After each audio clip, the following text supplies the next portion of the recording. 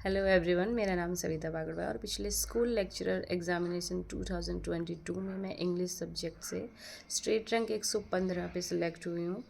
बहुत सारे स्टूडेंट्स मुझे टेलीग्राम पे मैसेज करके पूछते रहते हैं कि मैम आपने फ़र्स्ट पेपर के लिए क्या अप्रोच रखा। तो वैसे मैं बता दूं कि मैंने सेकंड पेपर जो इंग्लिश था मेरा, उसके लिए मैंने कोचिंग लिया था जी हेल्प सूरतगढ़ से। काफ़ी बच्चों ने देख लिया वो इंटरव्यू, यूट्यूब पे पढ़ा है। लेकिन फ़र्स्ट पेपर के लिए मैंने जो अप्रोच रखा, क्योंकि उस वक्त जी हेल्प फर्स्ट पेपर की प्रिपरेशन नहीं करवाता था, तो उसके लिए मैं सबसे पहली जो बात आप लोगों को ये बोलना चाहती हूँ वो ये है कि आप मार्केट से कोई भी गाइड या हेल्प बुक ना उठाएं। क्यों?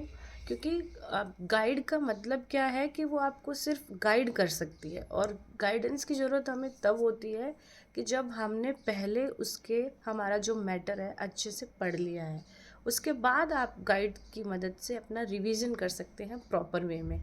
अगर आप स्टार्टिंग में ही आपको जीके का कुछ पता ही नहीं है कि कहाँ से स्टार्ट करना है आपको और किस तरीके से चीज़ें पढ़नी है, और आप डायरेक्ट जंप कर जाएंगे गाइड से पढ़ने के लिए, तो फिर आप कंफ्यूज हो जाएंगे। क्योंकि यहाँ सब चीज़ें एकदम कंसाइज्ड होती हैं, यहाँ पर चीज़ें आपको नोट्स फॉर्म में मिलती हैं। तो अगर आपने पहले से पढ़ा है तो आपको अब नोट्स बनाने की ज़रूरत नहीं है, आप गाइड की हेल्प से पढ़ सकते हैं। लेकिन अगर आप एकदम फ्रेशर है, आपको जीके का कुछ भी नहीं पता है, तो पहले आपको अपनी टेक्स्ट बुक यानी कि जो एनसीईआरटी है वो पढ़नी चाहिए।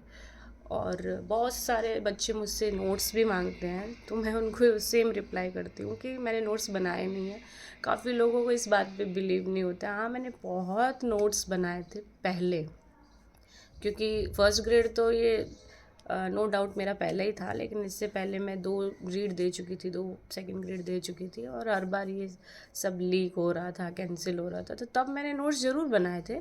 लेकिन बाद में फाइनली मैंने ये डिसाइड कर लिया था कि नोट्स ऑलरेडी मैं बहुत बना चुकी हूँ, मतलब इतना मैं पढ़ चुकी हूँ उस टेक्स्ट को रिपीटेड मोड पे। तो अब अगर फिर से मैं वही लेबर करने वाली हूँ कि नोट्स बनाऊँ मैं, तो ना ही इतना वक्त था और ना ही बार बार वो फ्रस्ट्रेट भी हो जाता स्टूडेंट एक ही चीज़ को बार बार नोट डाउन करते हुए।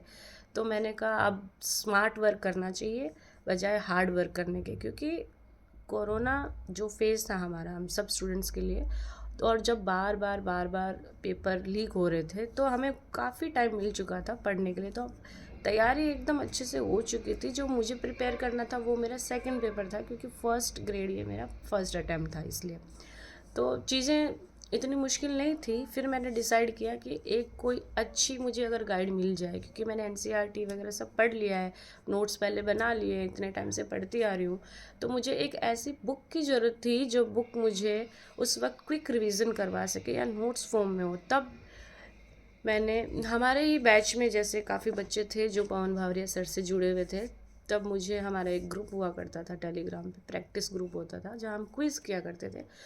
उसके थ्रू पता चला पवन भावरिया सर के बारे में, और वहीं से मैंने पवन भावरिया सर के बारे में जानकर फिर बुक खरीदी थी अपनी फर्स्ट पेपर के लिए।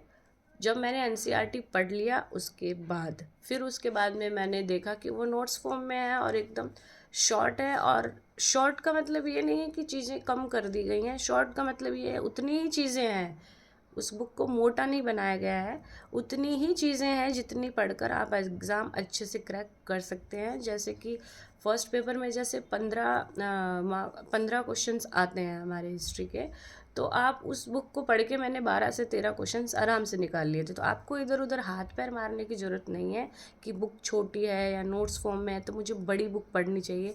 आप बड़ी बुक पढ़ने के में टाइम जाया करेंगे और उसमें से भी अगर 10 क्वेश्चन भी नहीं आते हैं, तो इससे अच्छा ये है कि आप छोटी बुक पढ़िए जिसमें से ज़्यादा क्वेश्चंस आप निकाल सकते हैं। उसके अलावा फिर एक प्रैक्टिस बुक भी सर ने लॉन्च की थी, वो भी मैंने ख़रीदी थी, और उस प्रैक्टिस बुक से मैंने मतलब डेली बेसिस पे मैं रोज़ प्रैक्टिस करती थी। तो फर्स्ट पेपर में हिस्ट्री के लिए मेरे लिए बहुत बेनिफिशियल रहा ये। और अभी जो सर ने फर्स्ट ग्रेड के लिए जो निकाला है वो आप ये देख सकते हैं, ये शायद आपको उल्टा दिख रहा होगा क्योंकि ये फ्रंट कैमरा से है। तो ये वस्तुनिष्ठ प्रश्न बैंक है, पेपर फर्स्ट के लिए है, स्कूल व्याख्याता के लिए है, हिस्ट्री के लिए, कला एंड संस्कृति के लिए है। और इसको मतलब आप प्रैक्टिस करने से पहले, क्वेश्चन बैंक पे जंप करने से पहले आपको ये बुक पढ़नी चाहिए, जो मतलब इसी को पढ़ने के बाद आप उस पे जाएंगे ताकि आपके क्वेश्चन के आंसर्स निकल सकें, जो इतिहास एंड कला एंड संस्कृति का मतलब पूरा फुल डिटेल में है।